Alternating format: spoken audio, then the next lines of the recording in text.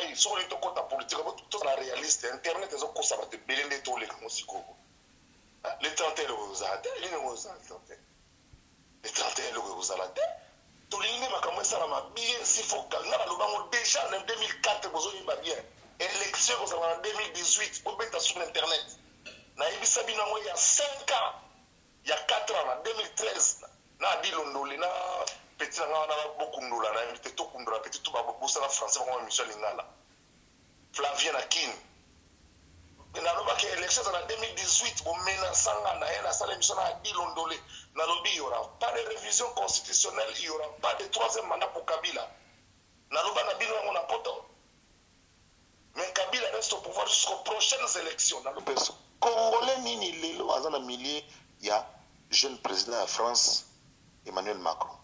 A tout la Moussapina Lukae, c'est ce que vous devez faire. Il y a Libananga na kati. Pour la kati na vanda za tata sene na simane courant sali pour katanate. Pour fukanga na olonga Congo pour France kalombo déjà sa souterre. Pour tikelka na ngala Kenya. Vous comprenez? Donc je na otiko simba courant na ngana simi courant pour pela. Vous comprenez? Junga bena olongwa mta osimba courant na Kenya ati. Yo vandika ko tonga ka ozakari lo pe na vina na tika ko vivre normalement pona yo moi si on a tant comme on pour no comme sous célèbre pam. Pour ça la tension on a ba inbox moro pour na changer ati. Vous comprenez? Les leçons que dingo ya comme député au kata soki. Bien kota na crête na tout na ate. Skabiso à partir de la conférence à Berlin Bisopetu Bengana Mindele na 60, sa remise et reprise. Kasavubu Mobuta Bengana et sa remise et reprise. Vous comprenez la Lumumba na Kenda sa remise et reprise. Mobutu wa Kenda sa remise et reprise. Joseph Kabila na Laurent Désiré Kabila sa remise et reprise. Donc, sommes-nous dans la fatalité ya Okendaka kaka na ba sa remise et reprise. Ba master famille baza na Libye na bakota na za master ngaza master poto na bakota ba ya makolo indi babeta 4 ans nzela momia daya makamubana bakufa bana babala ma so ngini baze belé. Donc par rapport à cela on ne saura pas ça master azana na kata Libye wana na bula wakati ça va fouti $5,000 mais ils m'ont teke na $200 à se retrouver dans champ pétrolier kota Benghazi mais na passeport na doki ya Guinée Équatoriale Guinée Conakry, Niger,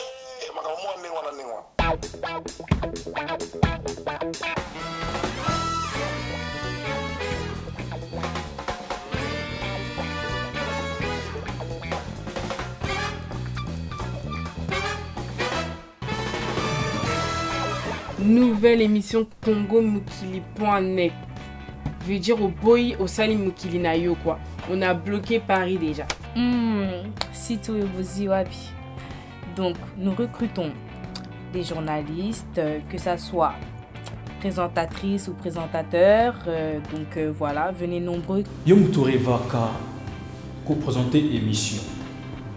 Au final, bah, on va la musalate. Pourquoi tu n'as pas question bien? Pourquoi tu n'as pas question de Stina? Pas question de Mutuna Makolo, voilà, chance et ça s'améliorer. Congo Mukili, sur chance wana. Même si on salaire à monter, après plusieurs castings, on devient aussi animateur ou animatrice. N'hésitez pas de nous contacter. Congo-Mukili.net. Ah, et le Koyamakasi. Vous êtes aussi cadreur, vous êtes aussi monteur, vous voulez apprendre le montage, n'hésitez pas, contactez-nous parce que tout ça, la stage Awa, il y a des gens très professionnels, des réalisateurs, des monteurs professionnels, au Bako et Debino, Baïkoli Sabino, montage, Karanensika Otoali. Maquilleuse, coiffeuse, tu vas apprendre. C'est une formation, ils forment des gens, ils recrutent des gens. Olingo yeko la maquillage, comment maquiller plutôt. Nous sommes là. Si vous êtes maquilleuse, n'hésitez pas, rejoignez-vous à nous parce que nous devons faire une collaboration pour les événements.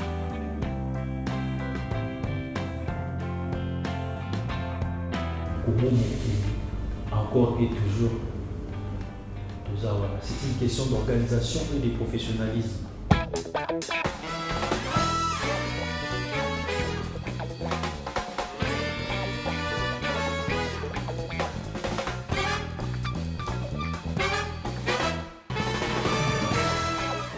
Et voilà, bienvenue dans cette émission La vraie source sur Lamboka.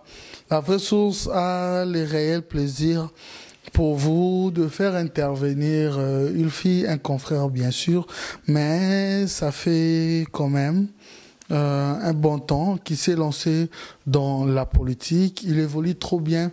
Actuellement, honorable député en République démocratique du Congo, on l'a surnommé les Mola. On l'appelle Zachary Babaswe l'honorable. Avec lui, tozala bilingue, mais tomekempe kutala réalité makambo. Nous avons vu en ce qui concerne la Libye, c'est vrai, mais nous avons plus parlé aux frères sénégalais, frères nan il est noir. Mais vous êtes sûr qu'investigation ça les magi bien, que bandi on a besoin congolais bazawanati.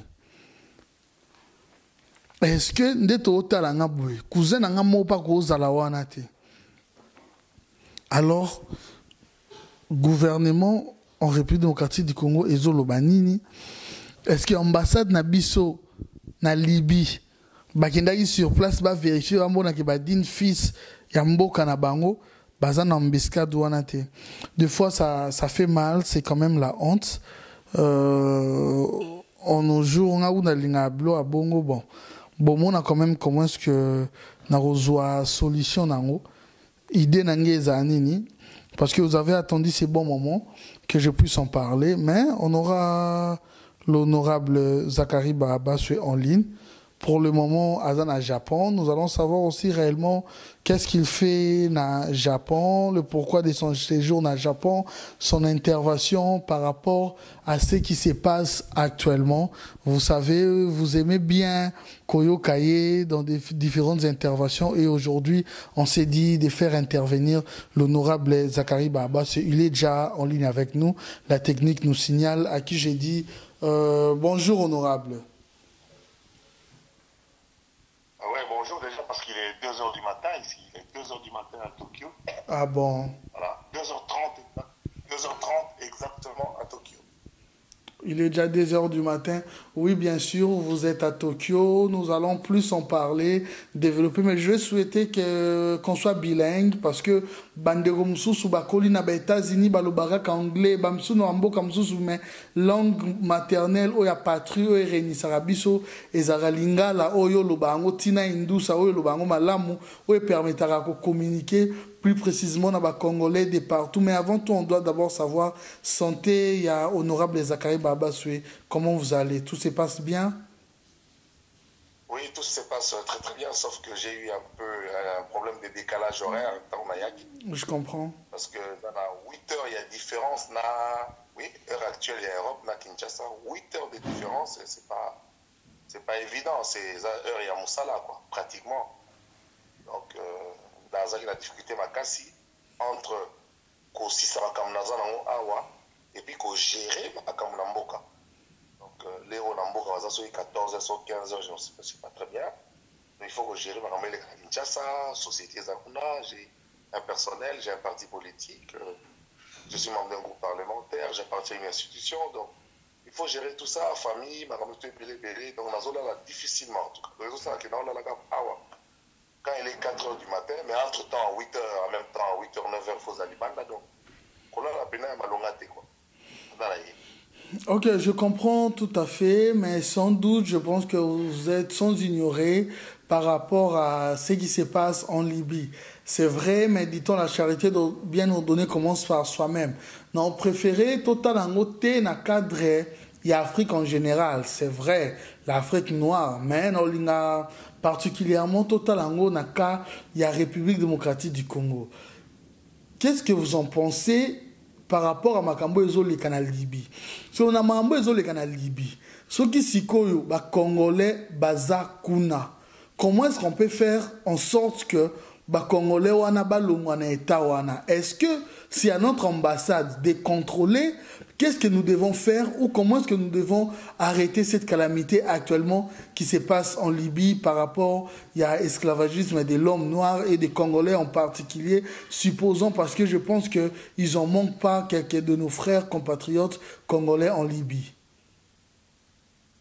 D'abord, compatir na makambo ezoleka kuna na Libye et puis s'associer na élan en solidarité, salami na ba peuple noir du monde, où bah désapprouvé totalement. À partir il y a reportage on a il y a CNN.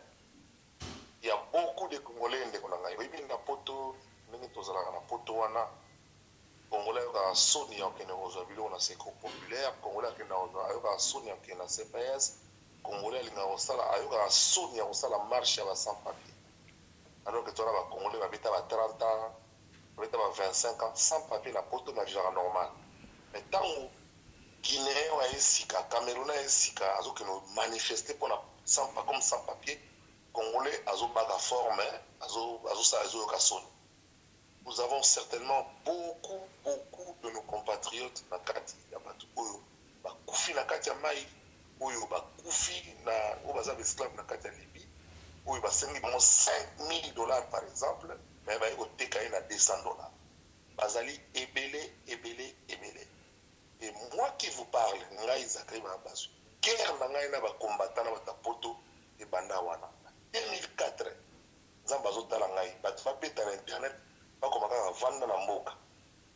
Parce que les gens prennent toujours les côtés aspects à Zakari Baba, c'est au Zakara Figi, au Zakara Lobibou. Mais en 2004, les 13 ans, nous avons prévenu qu'il est Cambodge. À ça, là, on va bien à la Kinshasa, opération Vanda dans Mboka. Dans Liège, il va télémélanger na banderole, Zakari traître du peuple congolais. Cause il va dossier dans Zonga Stouliangote, Mastoruna Mazombo, tout ça, n'est comment il va me mêler.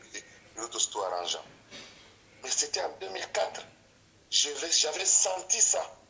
J'avais prévenu ça et j'ai provoqué la campagne Opération Vanda Namboka. Tout ça va sur Internet. Vanda Namboka. Dans le centre fermé, dans le décourager ma petite. Et on les a dit dans la photo. La photo, on voit le passeport à moto, tout ça. Timba, tant qu'on va rater, on m'a tapé le passeport à moto. Nzela makolo comme salama nzela makolo kota Maroc pour Libye les gens quand tant que Libye fungwami Tunisie toko sopana Libye vous comprenez donc cette situation moko est catastrophique. Il y a certainement pas Congolais la carte, il n'y a aucun doute. Mais comment faire sortir ces Congolais de ces trous où déjà va s'enfoncer, ce qui réellement nous avons des compatriotes là-bas en Libye? Nous allons Liban Mboka parce que ces jours dans le Japon et c'est la polémique qui va s'attacher à la personnellement sur la zone du Congo dans le ce qui se passe sur le plan social, sur le plan pour l'ingaba jeune base à la bien en tout cas à côté on a ce qui est fait. Mais je pense que comme toutes les ambassades, je veux bien la marche pour Salara Liban à Paris, mais les gens sont sur place dans la Libye. Bazoteka manakati ya Libye, bazoteka mateke yo poma kene Liban na te, bazoteka pour tout travailler dans la plantation, dans le désert, dans la Libye, dans la chambre à pétrole, dans le billet. Donc bazokemba na nenga osangalate bazolobate donc les fêtes et le roi Libye donc ils appellent faut que nous avons obligatoirement. Il faut que nous soyons bango obligatoirement. Ngana parmi bateau basenga na avion pour tout que nous landa léopard. Ngai Zakari nasenga avion to que nous soyons to landa ba léopard na Rwanda ngai abeti to ngai. Awa dernièrement bomona ki ngamo na Tunisie na kena kuta fa avion ina ba supporter. Avion que nous telema na Libye wana na Tripoli wana na beti tolo. Au mwana akota na kati na un peu comme on a fait pour les gens de Brazzaville. Mais concernant l'opération Fanda Namboka, beaucoup peuvent se dire aussi, oui, c'est bien, l'honorable est en train de parler de ça, mais M. Zakari Babaswe, comment les gens peuvent Fanda Namboka, Oyo, parce qu'ils ont tellement Namboka, qu'ils ont la moi na moko libanda, ils ont ça que moi na wana asunga ba famille na et voilà pourquoi bande que belé bazo bima libanda pour na oluka un gain matériel par rapport à difficulté na misère les en République démocratique du Congo, personne peut s'en passer de ça.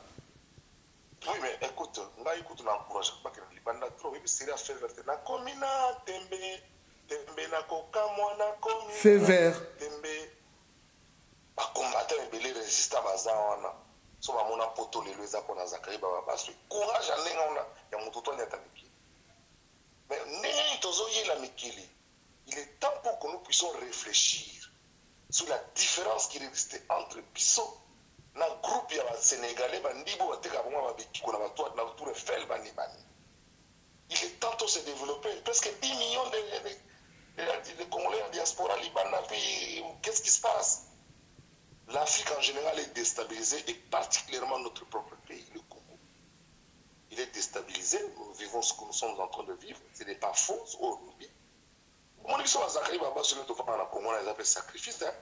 Pour nga doka mndele ya la, on a roya pe wana carte na 5 ans na Belgique na ina ko renouveler na vendre na pe na ko do bela partia pour toi. Le fait que tu vends na kini wana, les appelle un sacrifice. Le fait que ça y dire quoi lingala facile, il y a au moins 4 à 5 000 jeunes lélo. Parce que la journée na lingala facile, ba petit tout bazo courage en net na mikili comme na kini. Et ça idéologie Zakari Baba. Moi je suis vendeur à idéologie, concepteur à idéologie. Vous comprenez? Donc je pense que il faut une forte responsabilité. La forte responsabilité, c'est-à-dire, bino on appelle un poteau. Et bien, vous avez reproché que la Kini qui comme va foutre, tout bêta bien témé. Faites pression en Europe. Pour ça, la vraie lobby en Europe. N'a évité combien de Congolais en France, des bazana. Pour ça, on a rappelé la lutte de Macron. Combien? En Angleterre, combien? Quand on finit à Bissau, nous allons les 31, nous allons les 31, vous allez les Ça vous fait peur, Dato, il y a les 31, parce qu'on a dit les 31 ou jamais. Ça passe ou ça casse. Sur les politiques, tout la réaliste, Internet, les 31, vous allez les 31, vous allez Tolingé m'a commencé à ma bien si focal. Déjà en 2004, vous avez bien. Élection en 2018, vous êtes sur Internet. Il y a 5 ans, il y a 4 ans, en 2013, il y a petit beaucoup de petit tout français, Michel Lingala. Flavien Akin. Il y a une élection en 2018, vous menaçant la salle émission à Dilondolé. Il n'y aura pas de révision constitutionnelle, il n'y aura pas de troisième mandat pour Kabila. Mais Kabila reste au pouvoir jusqu'aux prochaines élections. Déjà, Dilondolé. Vous avez une interview. Vous avez exploité quoi na ye, vous avez exploité le monde na ye. Pour la nini, et puis ça a mis Ndondo qui ne sont pas né. Donc, aux Anakata Congo, les maman a sacrifice au Salaka. Alors, il faut peut-être faire des mamans la pression.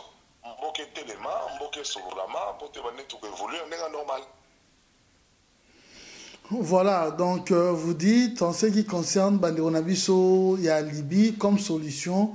Il faut gouvernement, en connivence na ambassade Nabiso et en Libye, bacha avion moko pour récupérer. Mais comment est-ce qu'elle va détecter place Congolais au Bazali par rapport à marche ambassade Nabiso? Est-ce que autant de Congolais côté Libye, autant de Congolais Bazaboué? Quelle est cette manière où procéder aussi rapidement pour interpeller le gouvernement, c'est vrai, pour que la mesure si possible à aider Banderonabiso?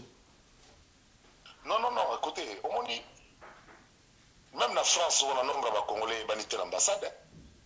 Les Congolais vont se présenter. Et Bélé peut bazar en Badoka, les Français, les Congolais.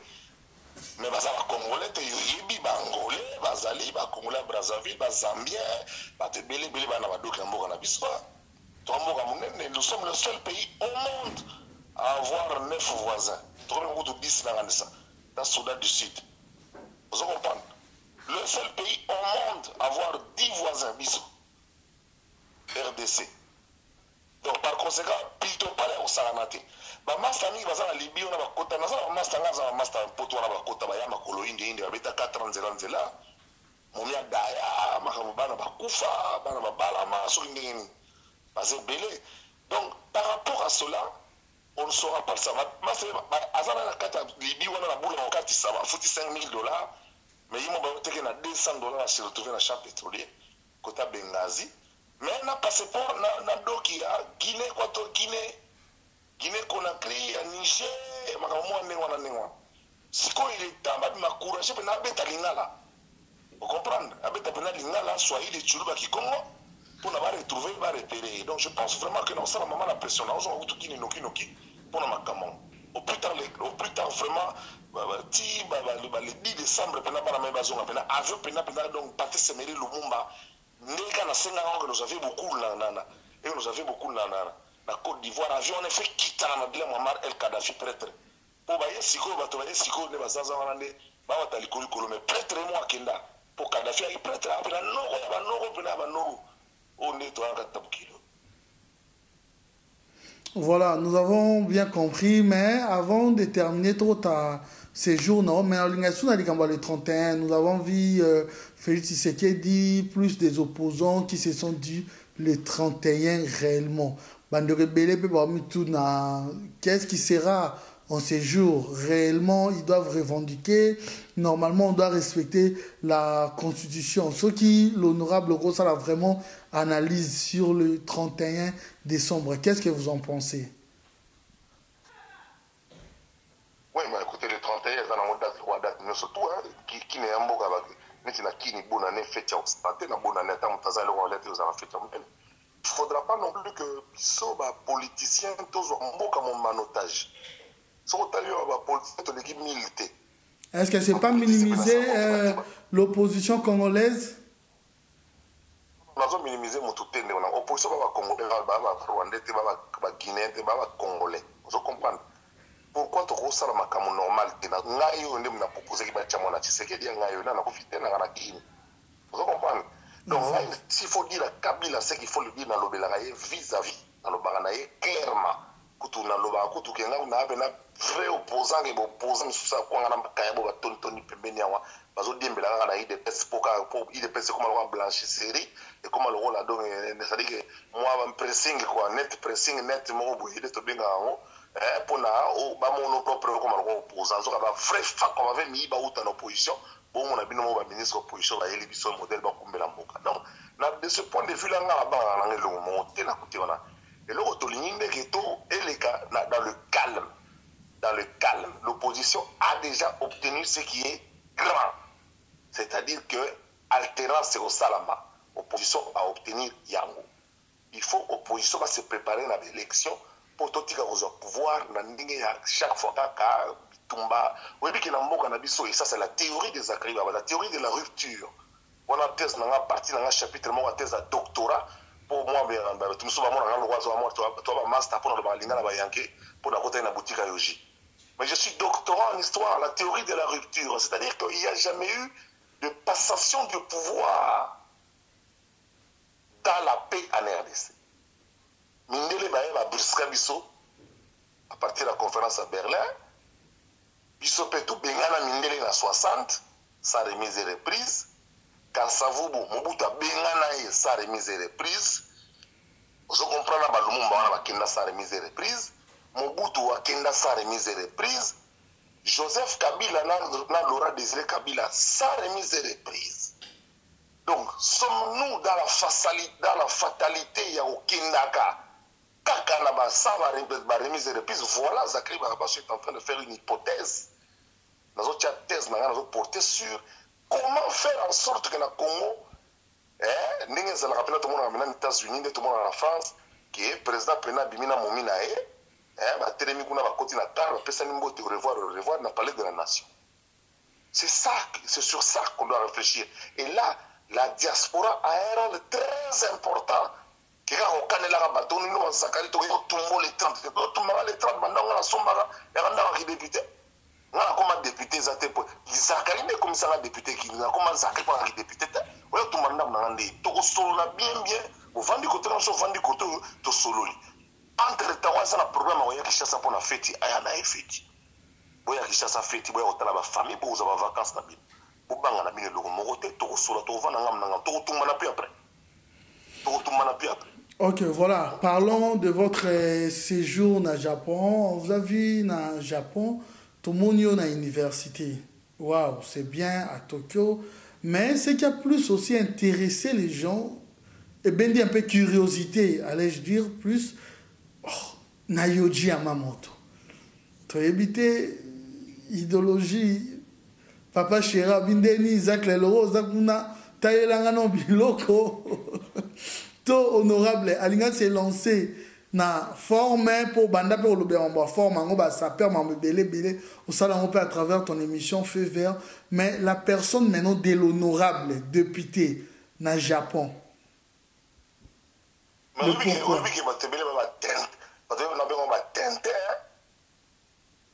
Obama qui n'a pas soki marque do soki ni bozo bo tia photo na profil honorable député Ngomani c'est-à-dire élu du peuple c'est-à-dire n'a pas de votanga j'ai eu 12 011 voix nga Isaac Babas au moins 6 000 répété na chacun encouragé on a un exemple hollandais vieux Zacle vous comprenez donc ce que Obama kota na bouti ya yoshi ko ngabo le belo te ngabo to chona ba profil na ngana yaki awa na Japon na cadre ya rencontre moko munene universitaire Conseil Mythe Africa le conseil rencontre conseil ezali province à conseil ezokutana ba Afrique en tant qu'intellectuel homme de culture reconnu na Congo comprendre j'ai eu l'autorisation ya président de l'Assemblée nationale Obin Minaku sur le ordre de mission de participer à Conseil Mythe Africa.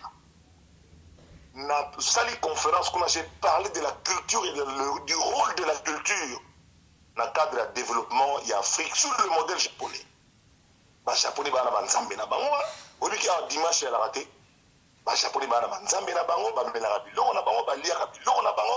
ils exploiter la belle Japon sont allés Japon degré de développement mais on a soulevé quelques universitaires congolais au Bazali awa au monde que Japon ils ont beaucoup contre Chine pardon to limbisa awa ils ont Chine contre 0 c'est 30 donc na quelle conférence on a l'équipe à l'université n'a posté les mêmes photos n'a posté ma photo à conférence n'a posté ma photo na quelle autant ba état ya poisson jaune pour biso ba poisson jaune bazala na bango ba kota ba mushiku na bazana bango tolera bango te mbisi ndundu tolera bango te mais en tant que Quinois, en tant que rêveur Quinois tout na mboka oyo ya Japon ngai moko bananya akosa kufa kini yebi na lo bana batebele ba na ngai ba yebi témoignage na tomboli mouvement ba saper ba longwe ba voyi ba zongi batu to ila bango Paris wana na palais de Tokyo na même bango na Fribourg ndenge za befana na bango awa bilende trop cher à osakana te $2040 pour na muntu moko me ba petit tout na soli bango ba visa na kini vous comprenez na kio kota na boutique ya Yoshi po Yoshi ama moto se connaît qui s'appelle Zakari Bababasu ah na Tokyo na kutana ba tebele bota na photo on poster na poko lelo pour mona mwasi moko azolela yi papa we mabia yi Zakari bien aolo bala lingana azolela ya minga yi bota na photo na poster vous comprenez donc lokola nazalaki na kati ya Osaka pona tamboli Japon na beti Kobe na beti na kata Kansai wana na leki na Osaka na leki na Narita na Tokyo sikonde tozolo baboye lobi na osala aller retour moko na Hokkaido pona ke ngotala ndenge nini baza ko bouler sur le plan culturel pour importance papa Simo Kimbango ba taonda ba église liloba tout na ko mona on est na Japon vous comprenez voilà donc le fait que c'est na photo que na boutique à Yoshi et puis na sombi Yoshi na sombi la bato c'est sûr na la tondeni mais na la tomber la maman ce soir tout le monde a carnaval na France ou na Belgique na États-Unis na Kenya moi j'ai habité la commune de Saint-Jos bourgmestre de Saint-Jos na Zaki Drumer au moins ben là type là nous allons reconnaître les jours à carnaval quel complexe ya pamba boy qui député on neni na ko ko comme ba député to mangambo qui député ko bani ça député ça sur la vie privée on remet ça sous plaisir parce qu'il y a un groupe déjà bazar distrait l'internet les ba exploiter ba y bandeni ba ko développer mbokani ba ko faire voler mboka ba fandika akuna croyant que biso to na Congo to vivara te ce sont déjà complexés au lieu de passer na kanda au sanate mais soki neti kala ne suka mabe on a changé te na ça ga Zakari Bababasu je ne changerai pas na changer ni ba master na tambola ga sangar de bikor na kini vous comprenez na continuer à fréquenter ba master na kala na kenda stade na kenda ndule tout le monde a homme d'affaires réglé homme politique belé ba kina na ba Afrique de l'Ouest kuna zongi na nzambala bolo ba te pon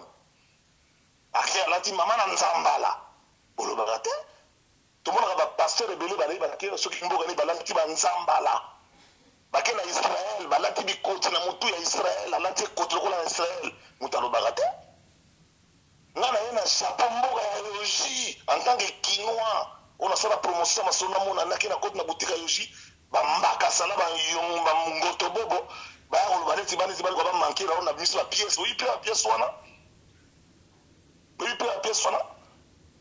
oyebi na kina dernièrement na uti ozalazala na oyi mutu moko bato de trois bato baleki na tele obinga na monoko oleka kongo mobimba nanu moto aleki nga na monoko na kongo na abotami te na vrai phénomène et puis vrai leader social cestadire nga alobaka na kini wana lobi moto tolata pantalon pembe omona pena donc c'est 12 millions de kino pena 7 millions balati pena pantalon mais nde omoi abimi wana alobi ye moto azosukisa o mikolo ozokokelo te même politiquement même na ndenge ya kinoiserie balaka te kala na histoire so tali bango bien boye omoi inutile ya korépondre bato mosusu kwa tina kwani tina omoni bato mosusu azoleka kaka azosukusana na ndenge alembi déjà te 2 semaines apamba katani ocomprendre cestadire moto azobeta histoire na yo ayebi te otaleka bota otalebi eta oyo aoluka akufa na maboko na ngai akufa na maboko ya maître zacle obini mpo bakento na yambi te aoluka amemisanga ngambo nake nolanda ndemo na nsemi obie ndeni ozo comprendre otali eti otali famille na ye otali ye mo vie sociale ocomprendre ndemba mongo lobi te omoni oyo akozwa likofi ya tolo ekomi so bangambo mosusu to to bayanga kini wana bababasi ne egrandi ya kini tomona tente aleki na te bazoba bilobela azosomba mikolo na babandoteke des acles bamiso basala kala ya yebi yango te baotala begroupe bana basoda na biyo bodose donc mpo omoni avenir nga na vrai leader et puis ambition na ngai nakoma gouverneur ya ville ya Kisasa bamule oya kuna candidat président de la république ozo comprendre alors nakosa distraire ndenge nini na bato oyo ya par hasard ya nzela bato oyo sans idéologie le chien aboie la caravane passe mikolo bana kini bapesanga kombo le caravanier au caravanier ala moto d'abord il a un travail et puis il a un objectif donc il faut ma marchandise d'un point A à un point B donc azana marchandise ya kala lero wana bona azana ba saphir bémérode ba diamant na ba client ba odiembela likolo donc zo uta d'un point A à un point B il faut ma marchandise wana ba na ba tuna wana ti na un point B wana normalement c'est quoi hostel mandeni pour un chien qui aboie à la limite on boit vraiment mukua mukua mukipa vanda donc les chiens aboient la caravane passe donc les gens veulent me distraire oyebi que ado oyebi que ma motion incidentielle ça vient à parlement mandato bana oyebi que après motion incidentielle il y a eu encore 2 autres motions incidentielles il y avait une motion de défiance contre Obé Minaku président de l'Assemblée oyebi yango bien sûr. Oui, il y a une motion incidentielle. Ni député opposition, ni journaliste, ni nani a télémi pour l'aube. Il faut que le président de l'Assemblée m'a changé de belé. Vous comprenez? Mais nous tout à télémi pour l'aube. Lobby awa makamba passeport onga na télémeli tina suka pe na télémeli pe tina suka pe na ko télémeli tina suka. Oui, que basali motion incidentielle pe pour ministre Cheikh Kitundu décision à passeport éthique là. Namoni mutata moko ta lobby mais lokola zakara ça va une motion incidentielle pour la ministre intérieur même ministre affaires étrangères na ministre de la justice yenani empêcher biso baleki ba petit moka miki na ronye fula na liboko ona ronye kana mona sisi ba ba petit miki ba lokola neno roda ele mais na ope ba mo occasion te koza na kini biso to ba yenki solo ko fana na kini ko rester na kini ko cha teti na kata kini foza la zakari baba baswa donc kolanda bampuka mikete na kozonga soka na sima banda penati to banda guerre bo seleka nango banda ba joka ba manda chebwa ba Serge Kayembe ba Yves Kambala ba Popol Mukelenge banani batutu wana ba meka magie l'autre bisika bazali tout le monde peut côté Zak Nazali Zak la bulldozer il écrase tout sur son passage vous comprenez le batutu wana to comment développer le bien c'est là honorable Serge Kayembe c'est là ba joka kabengele ba wechi kutu tango Alexa kufina Kinshasa to sali matanga monene lelo boye pe ya sonam ndombele atika biso ba Popol Mukelenge bazonga na nzela batutu ba telema bongo siko ba ngwa dempuko ba mikemike ba bimi ba mpuko mikie ba bimba mpuko mikie ya mama yemo ba bimi to sala bangoni apesoni ba olia bango comprendre donc ça dit que Baba Basso a un parcours qui continue. J'ai un parcours. Par le passé, place Naouti na Yebi. Je vais vous dire, je vais vous dire, na palais, on a soma, na vana poto, on peut chaba ba band, ko finga ba to ko kanis ko kalfo de. Mais ko vivre na Kinshasa, il faut ça prêtre, il faut ça motu et puis il faut kema. Ok, voilà. Voilà. Bele bo sepela quoi. Et bele bo sepela pour Japon mboka ba robot, Japon mboka ba mbele. Ok, voilà, tu comment on a d'ailleurs. D'ailleurs, en passant, comme vous avez cité Liloba, j'en profite pour saluer le prophète Conde Paulo Dominique, sa grandeur spirituelle de l'église Liloba Nzambe. Mais en fait, Kokutana Nayo, Nayoji Yamamoto, est-ce que échangement de Salemi, pardon? Au moins, le prophète, Nazon le témoignage. Au moins, prophète Konde Aliloba. Pour le Dominique, oui. Pour la monanga. Sans que n'en ait pas, même pas que yende yeyo. Aïe au lukangai, aïe bisanga 3 makambo. On a bombi. Il y a un réseau comme Ngai Zakari Bababasu. Na nyatan kamba pour la première fois en 2006. Na kotika mkonzimoko. Papa Simon. Le révérend, le très respecté Papa Simon. Après ça, on a vu à gauche à Bakissi. Alors, Biyo Zakari, il faut un kamba à Yomoko. Dilelo, de 2006 à 2017, 11 ans, nous avons un kamba. Mais si nous avons un kamba, nous avons 10 000 personnes pour les Canadiens de la Finga. Nous avons un Japon, nous avons comprendre. Donc, nous avons comprendre chez nous, la valeur, qui n'est pas bon. Mais dans le Japon, j'étais dans le tout, nous avons développé. Ndeni bakoza la boye basambela ndeni balia ndeni na balukisima na zongi moto kimpa vite yelinga na mutu ba église lokola ba kadima ba kenge kadima luse yelinga na mutu ba église lokola kitawala yelinga na mutu ba église nyama ya mystique yelinga na mutu sikoni na zabone na zonga kinja circle le même. Ok, mais avec Yoji, est-ce que vous avez développé avec lui d'autres projets dans l'avenir et que vous pouvez aider les Bakinois, tous les Congolais en général? La télévision facile combat, la TV facile combat, c'est une création et une innovation de Zakari Bababasui. Ok. Et la télévision bilingue, le linga la français, c'est du zakarisme. C'est du zakarisme pur. Alors, on soit sur le plan scientifique, on va produire et puis on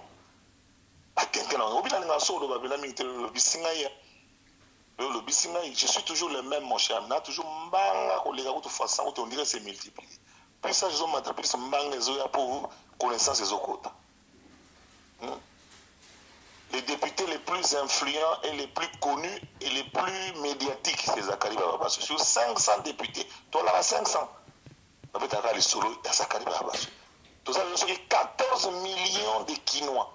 Sur les 14 millions de Quinois, il y a Zakari Bababasu. Sur les 80 millions de Congolais, c'est même les gâtés de Sola Zakari Bababasu. Nicolo, Bassi à ma barbe, Otongangai.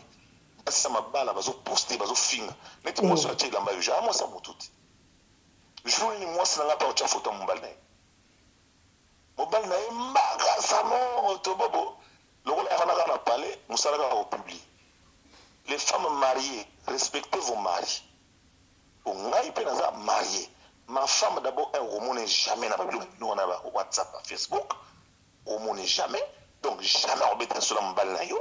Mais yo vandi ka kotonga ka Zakari Lopena, vivre normalement pour na yo, moi si on a tant comme on pour comme sous célèbre pam.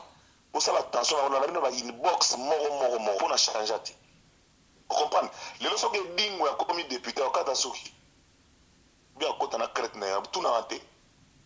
On a des députés belé ba ya wana ba tika ba zazu ba on a député ngabo na tente o tente na ninga no be na tente ba ventilateur mais tente ya ninga tika so ndi mo boyibuki député mo très influent garçon ma uta so ba ijikuna atika be na so uniforme tente ba voter est bon. Nous sommes des représentants du peuple, nous sommes des représentants ba chege na représentants ba mère ba tika na wenze tous les ya ba yanki tout ba sima ba votanga na lukunga wana na chapena donc à part IDPS liboso kombo ka mte voter ça perwana Nani ka jamais kambinga baleka liboso. J'étais dans la tête des 5. Ngai jamais kambinga Viranga Paluku, Martin Fayou, na Franck Dion. Na kabola na bango public na lukunga na kabola na bango public. Na kabola public c'est-à-dire na epena dérivo na kaboli public na Fayou. Na ina pi na kaboli public na Viranga Martin na Viranga Dion prêtre. Ou za minute na cacho, vie pena idéologie. Vous comprenez? Na kabola public na vie Paluku IDPS. Pour ngai na bakino to na elo mo kansa biso. Do lo ba yo jamais monter za na ngorien na pe mama na forme oyo de olata mape na kinga mandule no susu. Sinon pas nenge sengene ti bona net na CPSA papa chéri. Tant c'est aller ko photo na o changa na koma ba basa ta mwana Mercedes amana comme député. Vous comprenez? Jalousie de l'équipe sur ma paix la communauté, la jalousie et la haine gratuite, la méchanceté gratuite. Comment voulez-vous avancer d'autres communautés avancent? Nous on n'avancera pas. Le colère la méchanceté, le colère la jalousie. Aujourd'hui mon tout est, on va nous poster pour je m'appelle Baba Bassou. Comment s'appellent les 2 députés qui ont fait les 2 dernières motions? Oui, je vais monter. Alors, ça, Zachary, mandat PC Vida qui député en PC là. On a numéro 20, hein. Siège numéro 20 du Parlement. Ouais, on a tal. Quand on a Liban, ouais, on a mis siège en pénal. Tout à ce beau, on a le Parlement, on a tellement la courage, mais le coup, on a reçu le Parlement pour qu'il n'y ait pas de confiance. Alors, on a cercle, on a déjà. Pour créer un compte, nous sommes déjà les rois, il y a au finger. Pour terminer avec vous, parce que nous arrivons presque à la fin, pour la candidature, comme gouverneur, vous le maintenez toujours? Non seulement la zone maintenir, mais dans un parti politique, comme on agir. Parti politique, il y a idéologie, on ne réfléchit plus au boulot. Et parti agir, nous aurons les candidats à tous les niveaux. Est-ce que vous avez bien à tous les niveaux? Nous aurons un candidat président de la République, nous aurons les candidats sénateurs, les candidats députés nationaux et provinciaux, les candidats gouverneurs dans toutes les provinces et moi-même en tête avec la ville de Kinshasa pour un méchant et Kinshasa au Nimati. Dans la Kanda, qui ne fait bon quoi. Dans mon ville à Tokyo, l'objet na tant mobeta ilo na kosa na okaida ya ngona na okadu ya ngona pour kutala nini ni bazote te ba imondis comment vile goza la propre boy alors que ça na ba mai pembeni ozo ka solote zo bima ba sali ngi nini ala photo no yebango surtout ba mai mikimiki ba kalamu ba nini ba mai bandal makelele ba mai njili meto ko katendenge nini comprendre. Ok, merci beaucoup. Nous sommes arrivés à la fin. Je pense bien que vous avez écouté M. Zachary Baba, je suis député honorable actuellement en République démocratique du Congo. Mais pour terminer avec vous, un mot de la fin, un mot d'espoir pour la jeunesse congolaise. Tout le monde sur Balandi, tout un message particulier à la diaspora. Vous avez parmi, vous avez quand même, oui, parce que vous avez parmi les jeunes Oyo, vous avez reflété espoir, lobby un métier Oyo. Un métier que je obi ngai batbadni mate ngai vie le concours sans papa sans un micro. Il y a 18 ans il y a vive la musique. Azo micro a pesi ngai vie le concours sans a pesi un micro. Kudura ka songo Oyo. Na 2004 na plateau et antenne a pesi un stylo. Vous comprenez? Donc ça dit journalisme dans sa plénitude kolobana kokuma. Kudura Kasongo, après ça, Big Naya, Miss Big Naya Mont Blanc, après ça, on a télévision en direct. Vieux, on a besoin comme diplomate, vient à prêtre. Le Congo sans poison à Portugal. Na Portugal, oui. Il est maintenant à l'ambassade. Na Portugal. Ah, ça, à Portugal, pardon. Après ça, un micro, à 130 ans, 18 ans, vivre à la musique. Na studio Mangebi. Bamba Kasana, Bayongolo, Balagate. Donc, on a vivre, toujours continuer. Donc, tu es parmi les jeunes qui font l'avenir. Il y a Moussala, il y a Nyoso, vous avez un BSB, il y a un petit Moussala, il y a un petit Moussala, Cynthia Kapacha, il y a Moussala, Zakari. Bezango, Boro Lugati, Bana, il y a des toilettes, il y a un finger Zakari. Pour Bana, il y a des toilettes, au cours de l'émission, au titre Zakari, Baba, Aïbimbo, Basaper, à quel Japon. Du n'importe quoi. C'est du n'importe quoi. Petit nangana, petit nangana, ils sont tellement comme nakati mosus. Titre mosus. Nous sommes quand on besoin, quand on salir moutou, on a quand même mobile à moutou, on a tata à batou, on a bokilo, on a comme bele bele.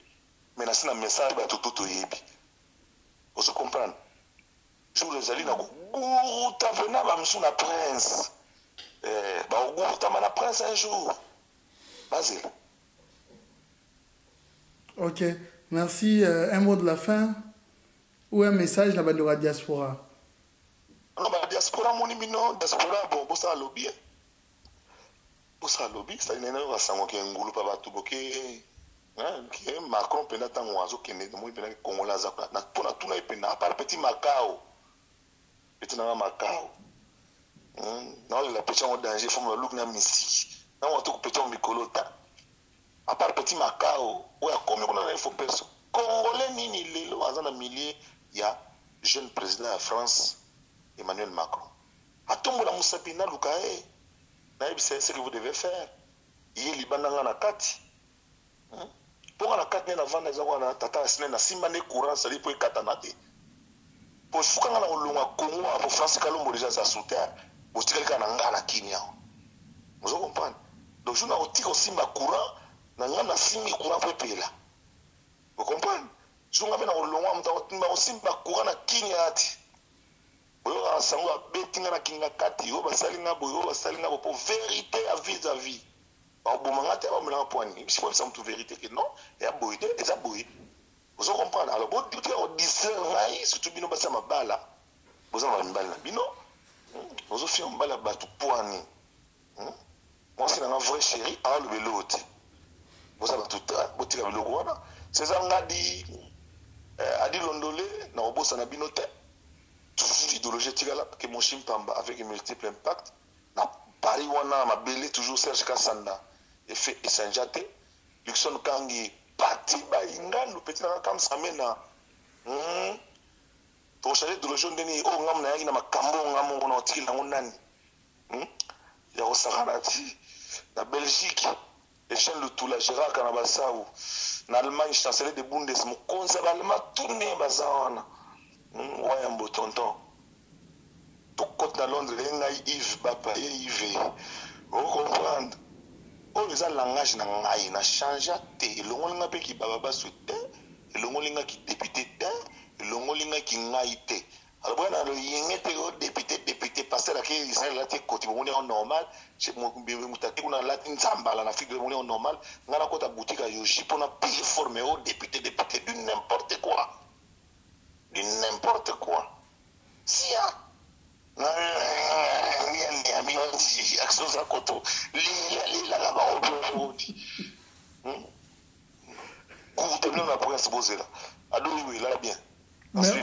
merci beaucoup, merci beaucoup, merci beaucoup.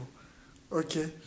Voilà, c'était là pour vous en exclusivité, Monsieur Zakari Baba Bassoué, député actuellement en République démocratique du Congo. Si vous avez aimé cette émission, dites un grand merci na gauche nangaï à Nelka Bafosset. Merci également. Non. Quelle confusion. Droite nanga Nelka Bafosset. Gauche nanga Rihanna Domingo. Rihanna, alors c'est le cas pour rien. Sim Cécile, Sim Cécile qui réalise cette émission. Un grand merci également à toi, Tête Tendai. Tête Tendai, un grand merci à toi. Un grand merci à BM. Des gros bisous à toi, félicitations. BM, Bernadette Massengou, un grand merci également à toi. Vous êtes tellement nombreux à nous suivre. Restez branchés parce que nous avons toujours un programme très diversifié. Nulle part ailleurs que sur les sites actuellement le plus populaire, non seulement de la République démocratique du Congo, mais de l'Afrique en général. C'était Adoyoué à la présentation. Quant à moi, je vous retrouve à la prochaine.